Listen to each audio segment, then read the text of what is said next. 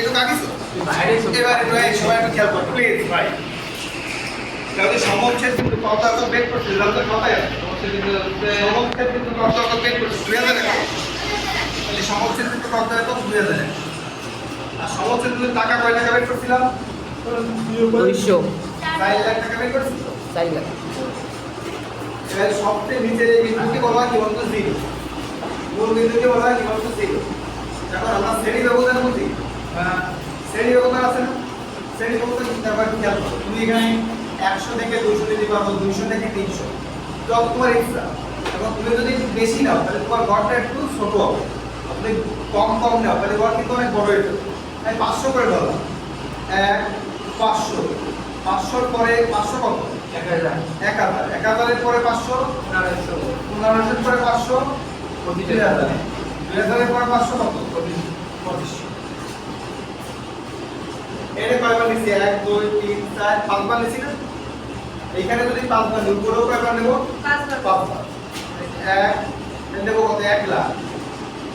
5 বার সংখ্যাটা দিয়ে ভাগ করব সংখ্যা দিয়ে ভাগ করে দিতে 1 লাখ 2 লাখ 3 লাখ 4 লাখ 5 লাখ পরীক্ষার সময় গ্রাফ টেস্ট দেবে এই জায়গা দেখি গ্রাফ থাকবে তারা দেবে না আমরা পারিছি কলেজে দেয় আপনি নিয়ে দেন নষ্ট হয়ে গেলে কোনো ইয়ে হবে না তাই এটা কি বলিছো এই এখানে যতগুলো শ্রেণী ব্যবধান দেবো 1 2 3 4 5 এখানেও ততগুলো নিব ঠিক আছে এখানে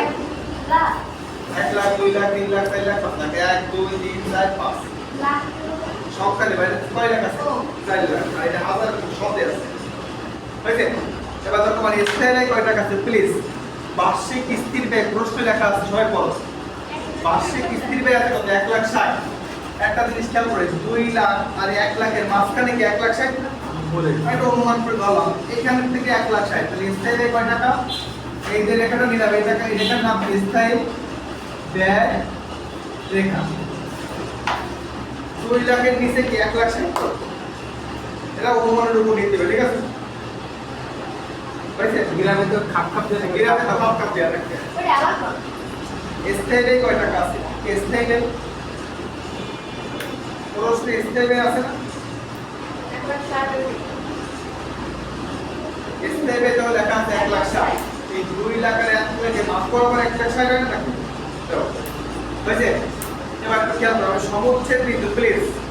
সমচ্ছেদ বিন্দু কত টাকা বের করছিলাম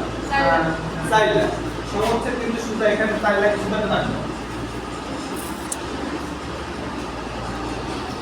সমচ্ছেদ বিন্দু বের করছিলাম কত 4 লাখ 4 লাখ সুতাটা থাকবে ঠিক আছে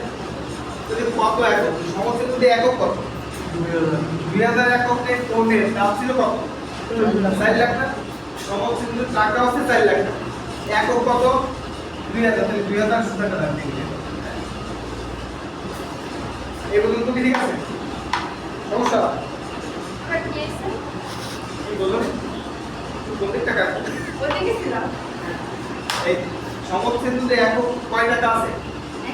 তুমি বের করেছো কয় টাকা সমচ্ছেদ বিন্দু তোমার খাতায় যা লেখা আছে 4 লাখের সুতাটা দাগ দিতে হবে হ্যাঁ আর সমচ্ছেদ বিন্দু একক কত ও ঠিক আছে 2000 সুতা দাগ দিতে ঠিক আছে এবার আমি কি করব এই মূল বিন্দু থেকে যে রেখা ওঠে এটাকে বলা আছে বিক্রয় রেখা আর এখান থেকে যে রেখা ওঠে এটাকে বলা আছে ব্যয় রেখা মূল বিন্দু থেকে যে রেখা ওঠে এটাকে বলা আছে বিক্রয় রেখা আর এখান থেকে যে রেখা ওঠে এটাকে বলা আছে ব্যয় রেখা এই মূল বিন্দু থেকে একটা রেখা উঠলো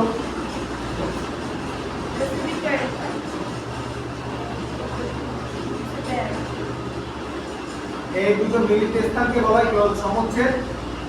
এই দুটো রেখা যেখানে মিলবে এই মিলিত স্থানকে বলা হয় কি সমচ্ছেদ বিন্দু এই মূল বিন্দু থেকে যে রেখা ওঠে এটাকে বলা হয় কি বিক্রয়